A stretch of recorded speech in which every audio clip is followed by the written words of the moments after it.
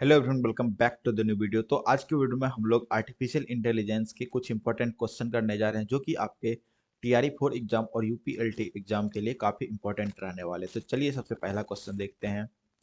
Who is inventor of artificial intelligence? Options है Geoffrey Hilton, Andrew Ng, John McCarthy and Jurgen. तो option यहाँ पर सी हमारा सही हो जाएगा। जॉन मैकेथे जो है आर्टिफिशियल इंटेलिजेंस के इन्वर्टर है और इन्होंने 1956 में आर्टिफिशियल इंटेलिजेंस को इन्वेंट किया था। एंड हिमिल्टन जो है इसे गॉड फादर ऑफ एआई बोला जाता है। एंड जर्जन को जो है God father of generative AI बोला जाता है।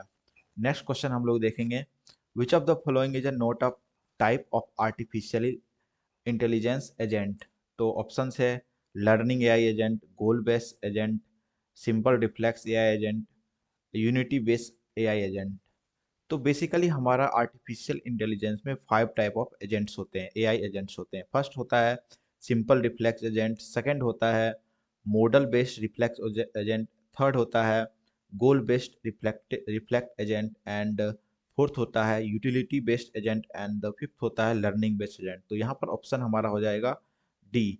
यूनिटी बेस्ड एजेंट कुछ नहीं होता है, यूटिलिटी बेस्ड एजेंट होता है। नेक्स्ट हम लोग देखेंगे, क्वेश्चन है हमारा which of the following is N expansion of artificial intelligence application?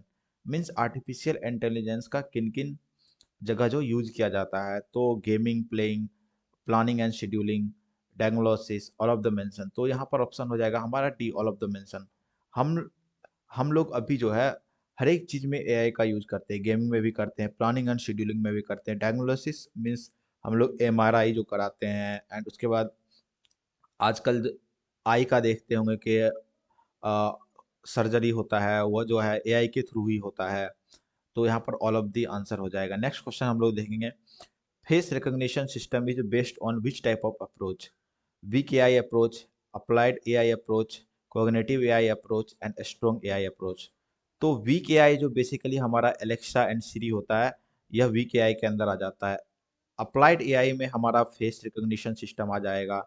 And cognitive AI approach के अंदर हम लोग एमआरआई जो कराते हैं वह कॉग्निटिव एआई सिस्टम में आता है। स्ट्रॉन्ग एआई हमारा जो है टेस्ला हो गया, एंड चैटबॉट हो गया, चैट जीटीपी हो गया, ये सारा जो है हमारा स्ट्रॉन्ग एआई अप्रोच के अंदर आता है।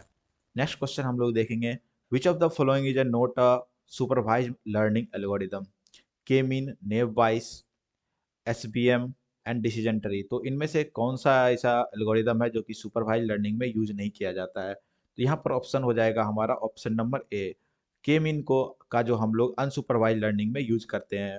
रेस्ट जो कि नेव बाइस, एसबीएम और डिसीजन ट्री है, इसे हम लोग यूज करते हैं सुपरवाइज लर्निंग एल्गोरिदम में। नेक्स्ट क्वेश्चन है हमारा which algorithm is best suited for binary classification problem? Means binary classification problem के लिए कौन सा एल्गोरिदम बेस्ट सुटेड रहता है? ऑप्शन है के नियर नेबर्स, के एन एन, बी ऑप्शन है डिसीजन ट्री, सी ऑप्शन है रैंडम फॉरेस्ट, एंड डी है लीनियर रिग्रेशन। लीनियर रिग्रेशन जो है बेसिकली सूटेड रहता है predictive continuous numerical value. Means numerous continuous value को, न्यूमेरिकल वैल्यू को प्रिडिक्ट करना है तो उसके लिए लीनियर रिग्रेशन सूटेड रहता है। एंड डिसीजन ट्री जो है यहाँ पर बाइनरी क्लासिफिकेशन के लिए यूज किया जाता है। एंड रैंडम फॉरेस्ट जब जो है बहुत ज़्यादा डिसीजन हमको लेना होता है तो हम लोग रैंडम फॉरेस्ट का यूज करते हैं। केएनएन जब सिनारियो बेस्ड रहता है तो उसमें हम लोग केएनएन का यूज करते हैं। तो यहाँ पर ऑप्शन बी हमारा सही हो जाएगा। नेक्स्ट क्वेश्चन है हमारा है विच of the flowing model is a generative model used in machine learning? Generative model कौन सा है इनमें से जो कि हम लोग मशीन लर्निंग में यूज करते हैं? Support vector machine, naive bias, logistic regression and linear regression. Generative model जो है हमारे नेव वाइज होते हैं। एंड ऑप्शन हमारा यहाँ पर बी हो जाएगा। रेस्ट जो हमारा है A, C and D, S V M, logistic regression and linear regression, इसे जो है हम लोग डिस्क्रिमिनेटिव मॉडल्स के नाम से जानते हैं। नेक्स्ट क्वेश्चन हम लोग देखेंगे। नेक्स्ट क्वेश्चन है हमारा which of the following is an uninformed search algorithm? Uninformed search algorithm कौन सा है इनमें से? A star, greedy best first search, best first search, BFS and hill climbing. Basically हम लोग जो है एआई में सर्चिंग को दो टाइप में कैटेगराइज करते हैं। एक होता है इन्फॉर्म सर्च एंड दूसरा होता है अनइन्फॉर्म सर्च। अनयूनिफॉर्म सर्च को भी हम लोग ब्लाइंड सर्च के नाम से जानते हैं। यहाँ पर पूछा जा रहा है अनयूनिफॉर्म सर्च इनमें से कौन सा है। अनयूनिफॉर्म सर्च हमारा हो जाता है BFS, DFS एंड हमारा पास यूनिफॉर्म सर्च कॉस्ट हो जाता है, यूनिफॉर्म कॉस्ट सर्च हो जाता है। ये सारे जो हमारे आते हैं अनयूनिफॉर्म सर्च के अंदर। एंड इन्फॉर्म सर्च के अंदर आ जाता है हमारा best first search and A star जो होता है एंड हिल क्लाइंबिंग होता है। ये सारा जो हमारा आ जाता है इन्फॉर्म सर्च के अंदर। तो यहाँ पर हमसे पूछा जा रहा है अनयूनिफॉर्म कौन सा है, तो यहाँ पर ऑप्शन हो जाएगा हमारा ऑप्शन नंबर सी। BFS जो होता है वो होता है हमारा अनइन्फॉर्म सर्च। ग्रीडी सर्च ये भी हमारा आ जाएगा इन्फॉर्म के अंदर ही आता है, ये भी इन्फॉर्म के अंदर आ जाएगा। नेक्स्ट क्वेश्चन हम लोग देखेंगे, which searching algorithm guarantee finding the shortest path in an unweighted graph. Means unweighted graph में जो है सबसे छोटा पाथ खोजने का गारंटी कौन देता है। DFS, BFS, hill climbing and greedy best first search. तो यहाँ पर ऑप्शन हमारा हो जाएगा बेस्ट BFS। BFS जो है गारंटी देता है हम लोग को फाइंडिंग शॉर्टेस्ट पाथ का। नेक्स्ट क्वेश्चन हम लोग देखेंगे, which algorithm use both cost and heuristic function. Option है हमारा uniform cost search, greedy based first search, A star and depth limited search. तो यहाँ पर जो हमारा आंसर हो जाएगा ऑप्शन नंबर सी, जो कि रहने वाला है A star search. A star search का बेसिकली क्या फंक्शन होता है, यह यूज करता है both path and heuristic value को। FN इक्वल टू यहाँ पर फॉर्मूला होता है GN plus HN। FN equal to हमारा हो जाता है GN प्लस HN। GN यहाँ पर क्या रहता है, GN हमारा कॉस्ट रहता है एंड HN जो है हमारा वो रहता है ह्यूरिस्टिक वैल्यू। तो इस तरह से हम लोग इसको जो है फाइंड करते हैं ए स्टार सर्च को। ये इसका फॉर्मूला होता है, ये याद रखने लायक है, ये काफी इंपॉर्टेंट रहता है किसी भी एग्जाम में। नेक्स्ट क्वेश्चन हम लोग देखेंगे। नेक्स्ट क्वेश्चन है, what is the main drawback of hill climbing algorithm. Hill climbing algorithm का ड्रॉबैक क्या होता है। High memory usage, requires, B option है रिक्वायर्स ह्यूरिस्टिक फंक्शन, सी है can get stuck in local maxima, D है explores entire search space. Basically hill climbing algorithm हमारा क्या होता है, लोकल मिनिमा और ग्लोबल मैक्सिमा होता है यहाँ पर। ये हमारा हिल क्लाइंबिंग हमारा एल्गोरिदम है, यहाँ से हम लोग ये चढ़ते हैं तो कभी कभी क्या होता है पे यहाँ पर हमारा जो है स्टक कर जाता है, लोकल मिनिमा पर हम लोग स्टक कर जाते हैं। तो इसका ऑप्शन हो जाएगा ऑप्शन नंबर सी, ये ड्रॉबैक है हिल क्लाइंबिंग का। नेक्स्ट क्वेश्चन है, विच of the following algorithm is either complete nor optimal. तो नाइदर कंप्लीटेड और नॉर ऑप्टिमल जो है कौन सा एल्गोरिदम होता है। BFS, uniform cost search, depth first search and A star search. तो ऑप्शन यहाँ पर हो जाएगा ऑप्शन नंबर हमारा सी, डेप्थ फर्स्ट सर्च जो होता है वह नाइदर कंप्लीटेड और नॉर ऑप्टिमल होता है। हम लोग क्या होते हैं कि डेप्थ फर्स्ट सर्च में पूरा डीप में जा करके फाइंड करने लगते हैं, तो इससे क्या होता है कि हम लोग अंदर ही उलझ जाते हैं इसके। तो कभी कभी इसका जो है सॉल्यूशन नहीं मिल पाता है, इस वजह से इसका ऑप्शन जो है ऑप्शन नंबर सी हो जाएगा। नेक्स्ट क्वेश्चन है, which searching strategy uses only heuristic information and ignores path cost. तो इसका ऑप्शंस है A star uniform cost search, greedy best first search, best first search, breadth first search, BFS, D greedy best first search. तो यहाँ पर options हो जाएगा हमारा option number C, greedy best search जो होता है बेसिकली ये HN का यूज करता है हेरिस्टिक फाइंड करने के लिए फॉर ऑप्टिमल सॉल्यूशन। नेक्स्ट हमारा क्वेश्चन है, विच of the following is the first step in most NLP pipeline. Means NLP pipeline के अंदर जो है पहला स्टेप हमारा क्या होता है। NLP हम पाइपलाइन बनाते हैं तो सबसे पहले हम लोग क्या करते हैं, एक कोई भी डेटा लेते हैं, ये हमारा मानिए डेटा हो गया। डेटा के बाद उसको हम लोग टोकनाइजेशन करते हैं। टोकनाइजेशन मीन्स ये हमारे पास इतना वर्ड है तो इसको हर एक टोकन में कन्वर्ट करते हैं। ये एक टोकन हो गया, ये एक टोकन हो गया, ये एक टोकन हो गया, ये एक टोकन हो गया। तो ये हमारा प्रोसेस होता है, फर्स्ट प्रोसेस होता है उसमें टोकनाइजेशन करना। उसके बाद हम लोग क्या करते हैं, स्टॉप वर्ड रिमूवल करते हैं। इसमें जैसे कि इज हो गया, एंड हो गया, दी हो गया, ये सब वर्ड हम लोग रिमूव करते हैं। उसके बाद हम लोग स्ट्रीमिंग और लिमिटाइजेशन करते हैं। एस्टीमिंग क्या होता है, बेसिकली रूट वर्ड को फाइंड करने को हम लोग एस्टीमिंग कहते हैं। एंड जैसे कि हो गया रनिंग, रनिंग का रूट वर्ड क्या हो जाता है, रन, तो इसे हम लोग बोलते हैं एस्टीमिंग।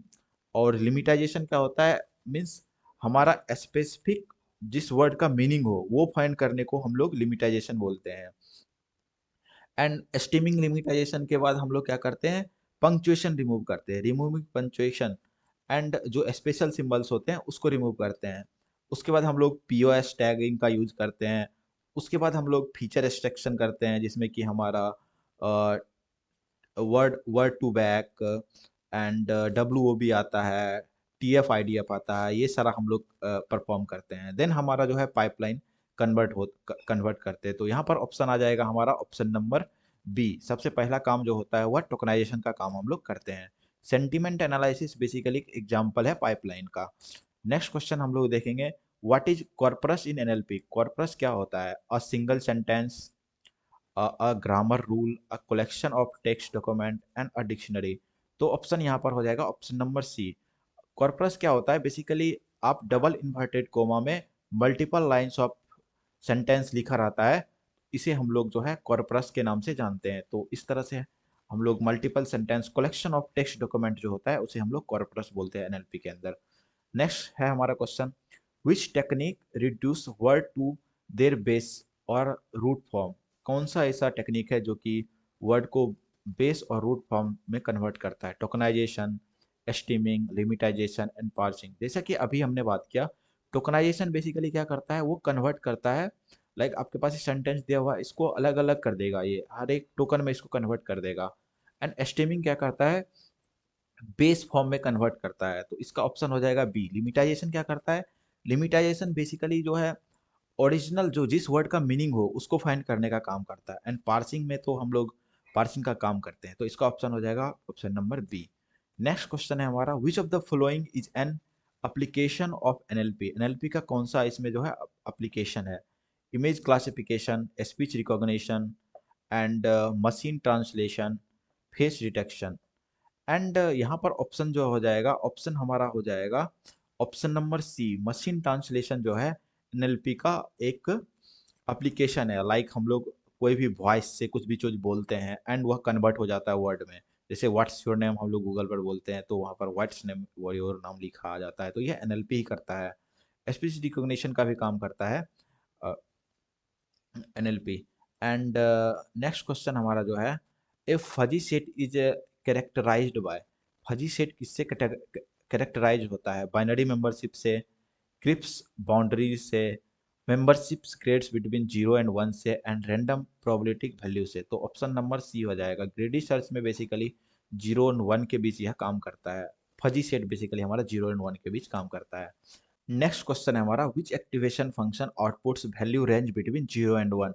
0 एंड 1 के रेंज में कौन से एक्टिवेशन फंक्शन का वैल्यू आता है। ऑप्शंस है sigmoid, ReLU, 10H and linear function. Basically यहाँ पर लीनियर फंक्शन जो होता है इसका रेंज होता है -इन्फिनिटी से +इन्फिनिटी के बीच। एंड 10H का जो है वो होता है रेंज, 10H फंक्शन का रेंज होता है -1 से +1 के बीच। -1 से +1 का बीच का रेंज होता है 10H का। एंड रेलू फंक्शन का होता है 0 to इन्फिनिटी होता है रेंज रेलू फंक्शन का। एंड सिग्मॉइड फंक्शन का रेंज होता है 0 से 1 के बीच का। तो इसका ऑप्शन हो जाएगा हमारा option number A. Next question है हमारा, forward chaining system are dash whether as backward chaining system are dash. तो ऑप्शन है A data driven, B goal driven data driven, C data driven goal driven and D goal driven. तो हमारा back forward chaining system जो होता है वह data driven होता है एंड बैकवर्ड चेनिंग सिस्टम जो होता है वह गोल ड्रिवन होता है। मीन्स हम लोग बैकवर्ड चेनिंग में क्या करते हैं, यदि हमारा फॉरवर्ड चेनिंग में हमारा गोल नहीं मिलता है तो हम लोग बैक होकर के गोल फाइंड करने का करते हैं। मीन्स वापस से हम लोग ट्रेन करते हैं, देन हम लोग गोल फाइंड करते हैं। तो ये ऑप्शन हमारा हो जाएगा ऑप्शन नंबर सी। आज की वीडियो में इतना ही, मिलते हैं हम लोग नेक्स्ट वीडियो में। आप लोगों को यदि इसका नोट्स चाहिए तो यह आपके टेलीग्राम ग्रुप में मिल जाएगा एंड टेलीग्राम ग्रुप का लिंक जो है हमारे डिस्क्रिप्शन में दिया हुआ है। मिलते हैं नेक्स्ट वीडियो में, तब तक के लिए बाय बाय।